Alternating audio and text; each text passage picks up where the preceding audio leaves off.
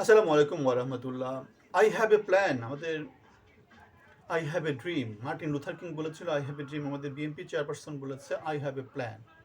So তার প্ল্যানগুলো সে health card, family card এগুলো নানা কিছু দিয়ে প্রকাশ করছে। কিন্তু জামাতের আমির যেটা বলছেন, আমরা দুর্নীতি করতেও দিব না, দুর্নীতি নিজেরাও করব না।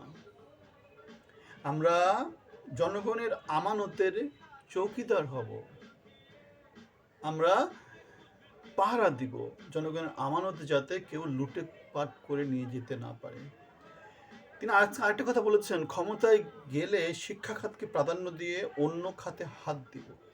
এগুলো প্ল্যান, পরিকল্পনা।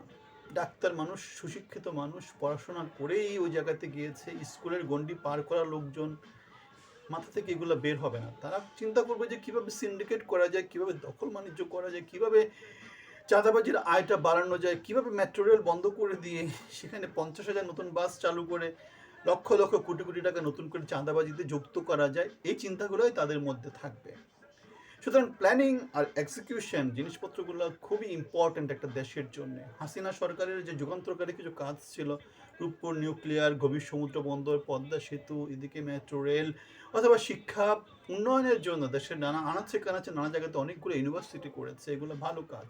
এখন বিএমপি এসে যে কাজগুলো করবে বলছে মেট্রো রেল বন্ধ করে দিবে, কারণ এগুলো স্থাপনা, এগুলো আওয়ামী লীগের অ্যাচিভমেন্ট।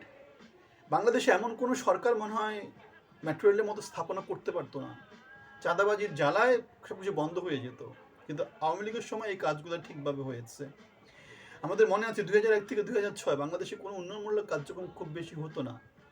লোডশেডিংয়ের জ্বালায় কৃষকরা খেতে যে পানি দিবে, কৃষিকাজ করবে, সেই জন্য বিদ্যুৎ পর্যন্ত পেত না, গুলি করে মানুষকে মেরে ফেলেছিল। দুর্নীতিতে 5 বার বাংলাদেশ চ্যাম্পিয়ন হয়েছিল চাঁদাবাজির জন্য। সুতরাং যারা চাঁদাবাজ, যারা দখলদার, যারা টেম্পো স্ট্যান্ড, যারা টোকাই, যারা বস্তির ছেলেপেলে, খালেদা জিয়ার মতো করে বলতে হয় বস্তির ছেলেপেলে দল করেছে, বস্তির ছেলেপেলেগুলো একত্রিত হয়েছে, বস্তির ছেলেপেলেগুলো সংগঠিত হয়েছে, বস্তির ছেলেপেলেগুলো বাংলাদেশকে লুটে পুটে খাচ্ছে। সেই সংস্কৃতি থেকে বেরিয়ে আসতে হলে জামাতে ইসলামের হাতকে শক্তিশালী করতে হবে, দাঁড়িপাল্লায় ভোট দিতে হবে, এবং ক্ষমতায় গেলে শিক্ষা খাতকে প্রাধান্য দিয়ে অন্য খাতে হাত দিব জামাতের আমিরের এই যে সুযোগ্য পরিকল্পনাগুলো। I have a plan, I have a dream. নায়ক থেকে বিলেন, বিলেন থেকে খলনায়ক, কার্যক্রম দেখলে সামনে আরো খারাপ দেখা যাবে, এরকম অবস্থা।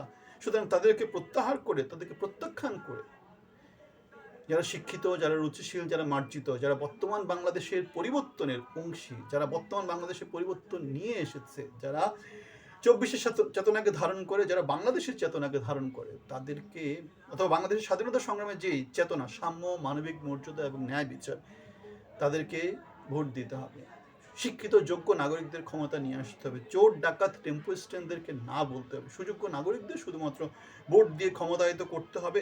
এই সুযোগটা যদি হারিয়ে ফেলেন, তাহলে বাংলাদেশের নৌকা ধানের শীষ যে চক্রটা চালু আছে, সেই চক্রটা ভাঙবে না। বাংলাদেশের এখন নৌকার পিছনে যারা যারা ছিল, সবাই এখন ধানের শীষের পিছনে যুক্ত হয়েছে লুটপাট করার জন্যে।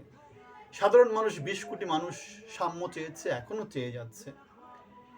লুটপাট চক্রের এই যে একটা সাইকেল, সেই সাইকেলটা ভাঙার জন্য জামাতে ইসলামী দাঁড়িপাল্লা মার্কাকে বাংলাদেশের ক্ষমতায় নিয়ে আসা আপনার, আমাদের সকলের দায়িত্ব। আপনাদের সবার জন্য শুভকামনা। আসসালামু আলাইকুম।